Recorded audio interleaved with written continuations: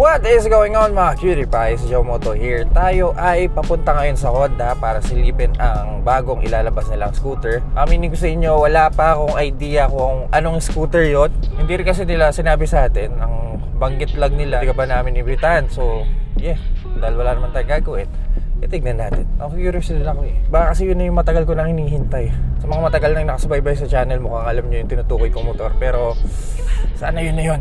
Medyo magulo yung panahon. Uulan, iinit, uulan, iinit. Kaya nagsakyan na lang tayo. Tsaka medyo malayo eh, banda sa may MOA. Mamotorin ko sana pero okay lang para may bubong tayo. Kaya tara, samahan nyo ako, silipin natin yung bagong motor.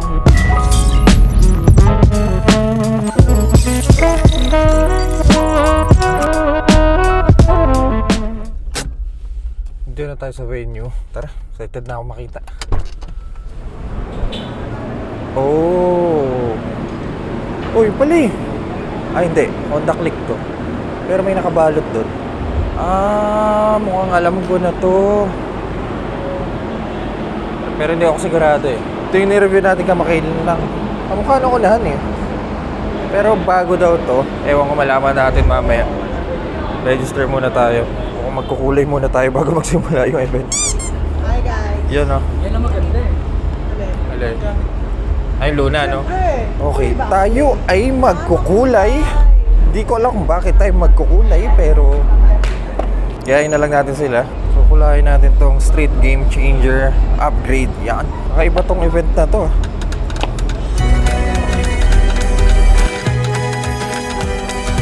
Guys, malaki ang chance na bagong Honda Click tong lalabas dahil game changer eh. Click lang naman yung may ganitong tagline.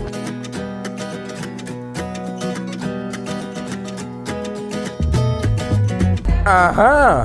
Pwede na. Pwede na bumalik sa grade 1. 125 Street is designed to make a stronger statement, more aggressive, more dynamic, more expressive. Click 125 is now equipped with a new Navy style handlebar.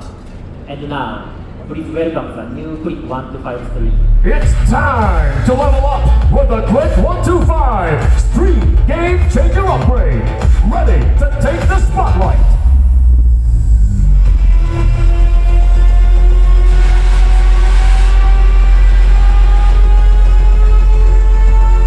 Clean, crisp, and stylish. Pure sophistication in every angle. Pearl Arctic White. Matte Cyber Grade Metallic. The Honda Click 125 Street Game Changer Upgrade.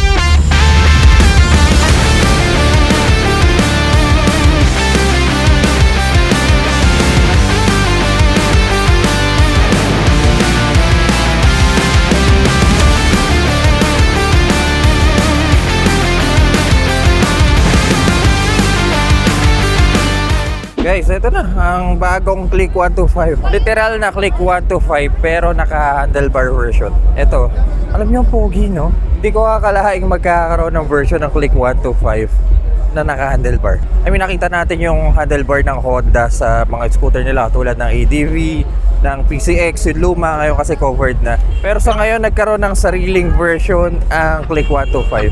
So, yan. Ganda ng headlight niya, no? Parang nanibago tuloy ako sa front end. Kasi kailan lang nag-review tayo ng Click 125 eh. Tapos biglang ayan, may bago na naman. May dalawang color variant ang nilabas para dito. Isang color blue at isang white na nandun. Front end, walang nabago. Andun pa rin yung parang mascara niya. Pero talim ng itsura ng headlight, no? Man. So for the Max, same old kulay lang ang nabago. Braking system, ganun pa rin. Naka-single disc sa harap. Copy brake system as always para sa Honda Click. Piga ka sa kanan, gagana ang front brake. Sa kaliwa naman, gagana both front and rear brake. Wala pa tong ABS, unfortunately. Pero of course, kapag naglagay sila ng ABS dito, mas mahal. Then for the handlebar, ito na. Ito na talaga yung pinagmamalaki ng upgraded Click 125. Ang handlebar. Para lang siyang hinubaran na cowling, no? Pero hindi, ang cool ng ginawa ng Honda dito. Sod natin.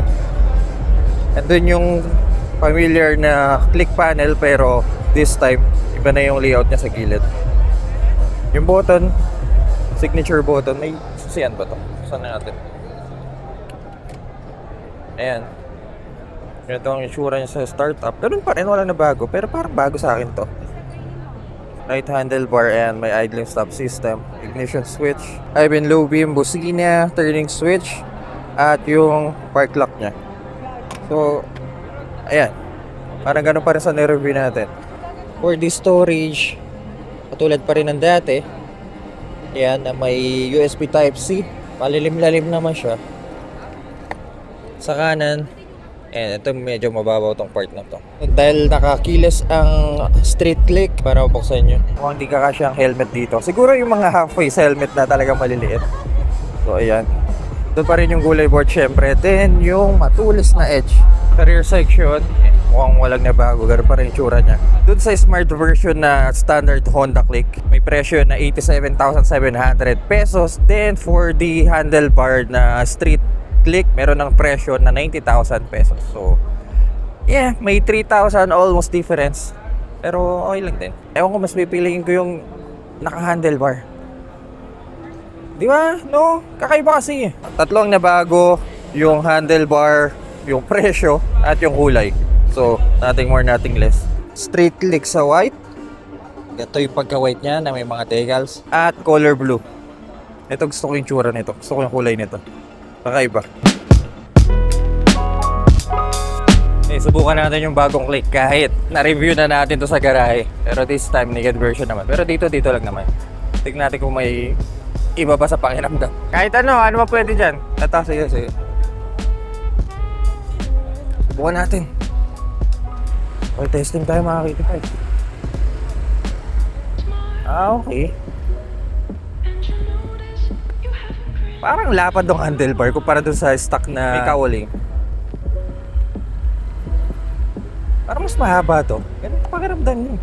Dude, masaya. Kaya gusto ko yung bagong layout, gusto ko yung bagong itsura. Mas, alam niyo, mas nagkaroon ng dating. O siguro kasi bago lang sa akin yung ganitong klaseng ginawa ng Honda. Pero fan kasi ako ng mga ganitong klaseng motor, yung mga naka-handlebar yung datingan. Honda ADV, PCX, yung luma, tapos eto na ngayon, di ba?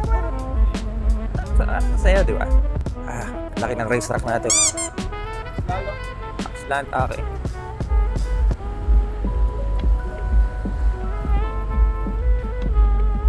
Boy, baka mag-aad. Grabe, mag-aad.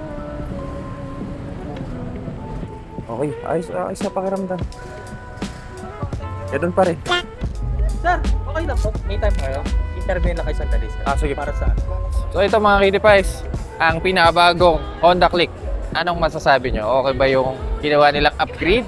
Upgrade ba talaga o para panibagong variant lang, no? Let me know in the comment section down below. Grabe ang mahal ng parking dito, 145. Ay. Honda Click 125 na naka-handlebar version. Alam nyo, aminin sa inyo, medyo umasa ako na style yung ilalabas nila. Pero hindi. Kailan kaya nila ilalabas yun? Diyos ko, dahil Honda ilabas yun na yun. Yun talaga nilabas, ay nako. Finish na. Sa mga hindi po nakaka-alam ko ano yung stylo, yun yung retro scooter version ng Honda, pero 160cc. Yung Giorno kasi 125cc, diba? Kung sakaling ilabas nila ang stylo, yun talaga. Giorno out, pasok stylo sa garahe. Pero pogi pa rin naman tong bago nilang lumabas. Mas okay siya, mas gusto ko siya kumpara sa standard or yung nakikita natin sa daan na Honda Click. Mas pipiliin ko to kasi big fan talaga ako ng mga handlebar. Tapos scooter, mga ganong klaseng itsura, mga hybrid. 3,000 pesos difference, mga 3,500 para sa Click na nireview natin. Tapos ito, hindi na rin masama kasi panigurado marami pa rin kukuha nito. Kasi kakaiba itsura niya tapos sa ganong price range. Medyo nabitin lang ako sa test ride natin kasi ang litong vicinity, ikot-ikot lang doon parang, alam mo yun, para sa talagang ginagawa natin sa mga review, di ba? Siguro soon, sabi natin next week, wala pa to next week. Mahirap pa makahanap nito. Soon, gagawa tayo ng in-depth review tungkol dito sa motor na to. So mga KT5s, babaybayin ko lang tong makapagal. Ayan, nasa stoplight tayo. Let me know in the comment section kung pasok sa panlasa nyo yung ginawang street version ng Honda sa Click. Okay ba? O hindi? Parinig sa baba. Kaya mga KT5s, kung nag-enjoy po kayo sa video na to, kindly leave a like at kung hilig kayo sa mga ganitong content, huwag kayong mag-alala dahil nasa tamang channel kayo. So make sure to press that subscribe button dyan sa baba. So dito na lang muna tayo, nag-go na at See you po sa next content. And you notice you have a grin.